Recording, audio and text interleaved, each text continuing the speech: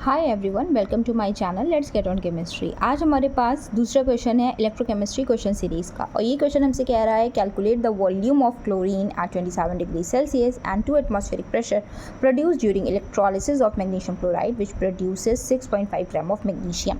तो सबसे पहले तो हमें पता होना चाहिए कि इलेक्ट्रोलिसिस में प्रोडक्ट्स क्या बनेंगे और फिर उस प्रोडक्ट्स में कितना मैग्नीशियम बना है तो उससे कितना क्लोरीन बनेगा हम पता लगा सकते हैं। तो सबसे पहले हमें पता होना चाहिए कि यहाँ पर प्रोडक्ट क्या होगा। देखो हमारे पास क्या है, हमारे पास है मैग्नीशियम क्लोराइड, और हम देख पा रहे हैं कि यहाँ पे सिर्फ मैग्नीशियम क्लोराइड है, इसका एक्वा सॉल्यूशन नहीं है। तो जब कभी भी हमारे पास आयनिक सॉलिड हो और वो मोल्टेन फॉर्म में हो तो सिंपली आयनिक सॉलिड से ही हमें जो प्रोडक्ट मिलते हैं इलेक्ट्रोलिसिस के एट कैथोड एंड एनोड हमें मिलेंगे। तो यहाँ पे जो आपकी कैथोड पे रिएक्शन होगी, कैथोड पे हमेशा क्या होता है, कैथोड पे हमेशा होता है रिडक्शन। रिडक्शन किसका हो सकता है भाई, यहाँ पे मैग्नीशियम क्लोराइड है लाइक MgCl2, तो ये किस में ब्रेक होगा, Mg2 प्लस 2Cl माइनस में ब्रेक होगा। तो सपोज़ हमारे पास यहाँ पे मैग्नीशियम 2+ है, ये 2 इलेक्ट्रॉन लेगा और हमें क्या बनाएगा, मैग्नीशियम मेटल बना के देगा। लेकिन अगर हम एनोड की बात करें तो एनोड पे क्या हो सकता है भाई, देखो एनोड पे आपका Cl- आयन डिस्चार्ज होगा। तो हमारे पास ये 2 Cl- आयन है, ये डिस्चार्ज होके क्लोरीन गैस बनाएंगे और साथ में आपको 2 इलेक्ट्रॉन रिलीज़ करके देंगे। बेसिकली यही इलेक्ट्रॉन्स होते हैं जो आपके कैथोड की तरफ जाते हैं। तो ये तो बात हो गई हमारी इलेक्ट्रोलिसिस पे रिएक्शन कौन सी होगी।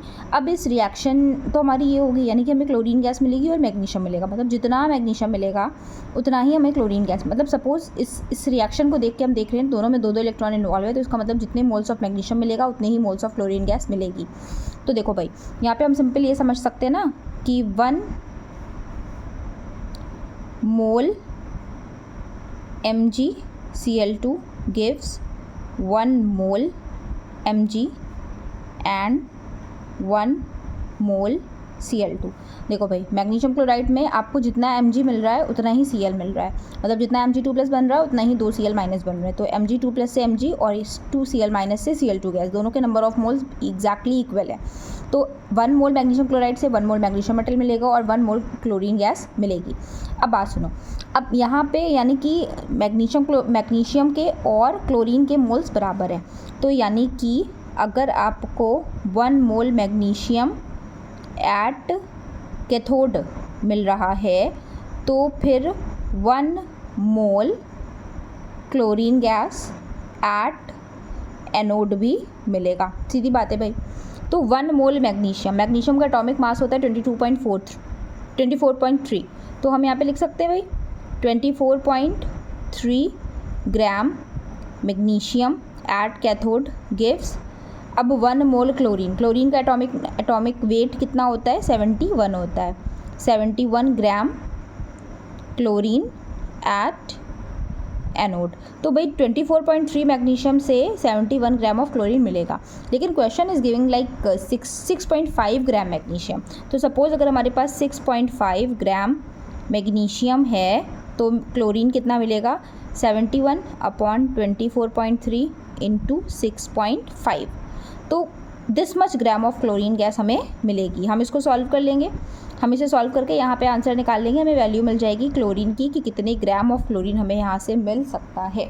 जब हम इसको सॉल्व करेंगे तो हमारा आंसर कुछ आएगा अबाउट 18 पॉइंट समथिंग, राइट, ये हमारा कुछ 18.9 के आसपास आंसर आ जाएगा। अब ये तो पूरा हो गया एक पार्ट, लेकिन क्वेश्चन हमसे पूछ रहा है calculate the volume of chlorine. तो भाई अगर MCQs जैसे क्वेश्चंस हमारे पास आए होंगे तो इतना करके भी हम रिजल्ट बता सकते हैं 0, क्योंकि अगर वॉल्यूम पूछा है तो हमें वॉल्यूम तक जाना ही होगा, वरना हम 4 ऑप्शन में से सही ऑप्शन कैसे चूज़ करेंगे।